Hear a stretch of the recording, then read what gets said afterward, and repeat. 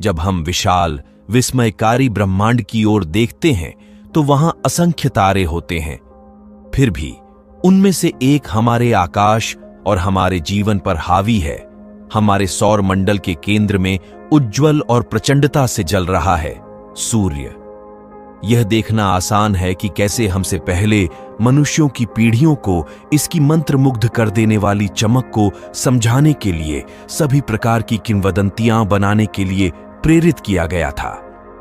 अब चूंकि प्रौद्योगिकी उनकी बेतहाशा कल्पनाओं के दायरे से आगे बढ़ गई है, हम अपने पड़ोसी पीले बौने के भीतर और आसपास की प्रक्रियाओं में पहले से कहीं अधिक गहराई तक जा सकते हैं। जैसा कि हम इसके खतरनाक वातावरण के माध्यम से यात्रा करते हैं, मुझे यकीन है कि आप इस दिलचस्प घटना से सहमत होंगे जो वहां घटित होती है। इस वीडियो में मैं सूर्य में गोता लगाना चाहता हूं, विद्युत चुंबकीय ऊर्जा की विभिन्न तरंग दैर्ध्य पर चित्र बनाकर तारे को एक नई रोशनी में दिखाना चाहता हूं। पहले हमने विद्युत चुंबकीय स्पेक्ट्रम के लेंस के माध्यम से बृहस्पति और उसके कुछ चंद्रमाओं का पता लगाया है। आज हम इस दृष्टिकोण पर फिर से विचार करेंगे, लेकिन इस बार किसी ग्रह के बजाय इसे प्लाज्मा की अत्यधिक ऊर्जावान गेंद की जांच करने के लिए अनुकूलित किया जाएगा। जिस प्रकाश को हम देख रहे हैं वह पुराना है। यद्यपि प्रकाश सबसे तेज चीज है जिसे हम जानते हैं, सूर्य की जो छवि हम पृथ्वी से देखते हैं वह लगभग 8 मिनट 20 सेकंड पुरानी है, जिसका अर्थ है कि हम देख रहे हैं कि कुछ मिनट पहले सूर्य कैसा दिखता था।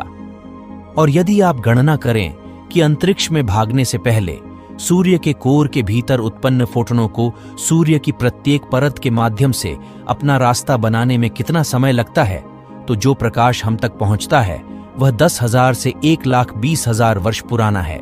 कहां से शुरू करें? जैसे किसी फल को बाहरी परतों से शुरू करके खाना और अंदर तक काम करना। आइए सूर्य के वायुमंडल की सबसे बाहरी परत कोरोना से अपनी जांच शुरू करें।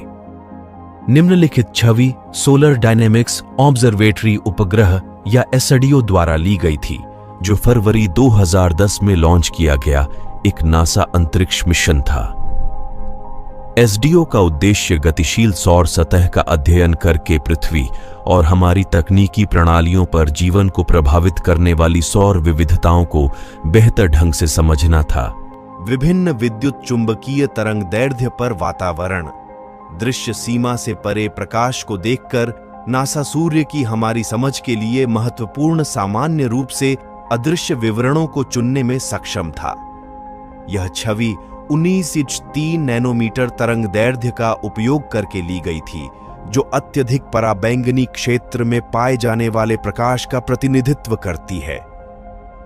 1 मिलियन केल्विन के रंग तापमान के अनुरूप तरंग दैर्ध्य पर हम सूर्य के कोरोना के उच्च क्षेत्र को स्पष्ट रूप से देख सकते हैं। दिलचस्प बात यह है कि सूर्य के कोरोना को दुर्लभ अवसरों पर नग्न आंखों से भी देखा जा सकता है, जैसे कि पूर्ण सूर्य ग्रहण के दौरान। जब चंद्रमा कुछ समय के लिए पृथ्वी और सूर्य के बीच पूरी तरह से संरेखित हो जाता है, तो केंद्रीय उज्ज्वल डिस्क का दृश्य, जिसे फोटोस्फेयर के रूप में जाना जाता है, पूरी तरह से अवरुद्ध हो जाता है और एक चमकदार बाहरी भाग दिखाई देता है। हालांकि यह पहले से ही एक मनमोहक दृश्य है, फिर भी कोरोना अभी भी उतना विस्तृत नहीं है जितना एसडीओ द्वारा ली गई इस छवि में है। यह इसे वैज्ञानिकों के अध्ययन के लिए एक उपयोगी उपकरण बनाता है। आइए थोड़ा और गहराई में जाएं।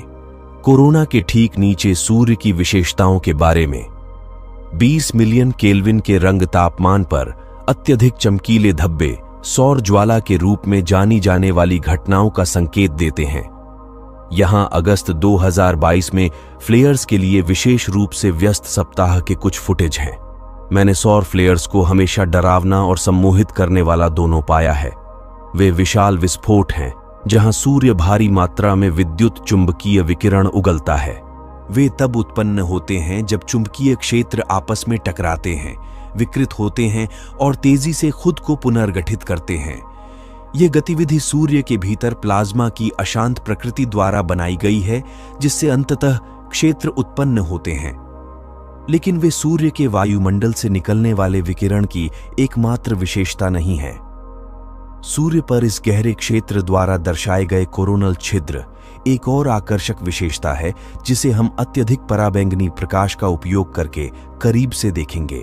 कोरोनल छिद्र ठंडे, कम घने प्लाज्मा के क्षेत्र होते हैं जो चुंबकीय रूप से खुले होते हैं, जिसका अर्थ है कि सूर्य की सतह पर वापस जाने वाले बंद लूप बनाने के बजाय क्षेत्र रेखाएं सौर मंडल में बाहर की ओर यात्रा करती हैं। ये क्षेत्र सौर पवन कणों को अंतरिक्ष में अधिक आसानी से भागने की अनुमति देते हैं। जब ये सौर हवाएं पृथ्वी की ओर निर्देशित होती हैं और पृथ्वी के मैग्नेटोस्फीयर से टकराती हैं, तो सुंदर अरोरा रोशनी पृथ्वी के ध्रुवीय क्षेत्रों में रात के आकाश में नृत्य करती है। पराबैंगनी प्रकाश का उपयोग करने से हमें सूर्य की बाहरी परतों की इन आकर्षक विशेषताओं का बेहतर दृश्य मिलता है। अदृश्य स्पेक्ट्रम प्रकाश एक अविश्वसनीय उपकरण है और सूर्य की बाहरी परतों में देखने के लिए बहुत सारी अलग अलग विशेषताएं हैं। सौर तंतु हैं, जिन्हें सौर प्रमुखता के रूप में भी जाना जाता है, प्लाज्मा के बड़े लूप जो सूर्य की सतह से उठते हैं। ये विशाल लूप इतने बड़े हैं कि पृथ्वी एक छोटे कण की तरह दिखती है और अंतरिक्ष में सैकड़ों हजारों किमी तक फैल सकती है। वे एक दिन जितने कम समय में बन सकते हैं, लेकिन कोरोना में एक स्थिर प्रमुखता कई महीनों तक बनी रह सकती है। सूर्य के वायुमंडल के बारे में एक तथ्य जो आप नहीं जानते होंगे, वह यह है कि कभी-कभी वहां बारिश होती है। सूर्य के कोरोना में छोड़े गए सभी आवेशित प्लाज्मा पूरे सौर मंडल में जारी नहीं रहते। कुछ अवशेष कोरोना में फंस जाते हैं और ठंडे हो जाते हैं, जब तक कि वह चमकदार बारिश के रूप में सूर्य की सतह पर वापस नहीं गिर जाते। ये कोरोनल बारिश देखने में सुंदर है, लेकिन दूर से सबसे अच्छी तरह देखी जाती है। इसका तापमान अभी भी लाखों डिग्री है। निसंदेह सूर्य की सतह पर धीरे धीरे वापस गिरना केवल सूर्य के कुछ प्लाज्मा का भाग्य है। यहीं पर पृथ्वी से तुलना विफल हो जाती है। आखिरकार पृथ्वी पर बादल किसी इलास्टिक बैंड की तरह नहीं टूटते जो अंतरिक्ष में फायरिंग करता है। सूर्य पर कसकर बंधे चुंबकीय क्षेत्रों के कारण वे ऐसा करते हैं। यह कोरोनल मास इजेक्शन का टाइम लैप्स है, सौर मंडल में अरबों टन प्लाज्मा को तोड़ने और भेजने से पहले। यहां तक कि पृथ्वी के चुंबकीय क्षेत्र के बावजूद इनमें से किसी शक्तिशाली की चपेट में आना हमारे उपग्रहों और विद्युत ग्रिडों के लिए विनाशकारी हो सकता है।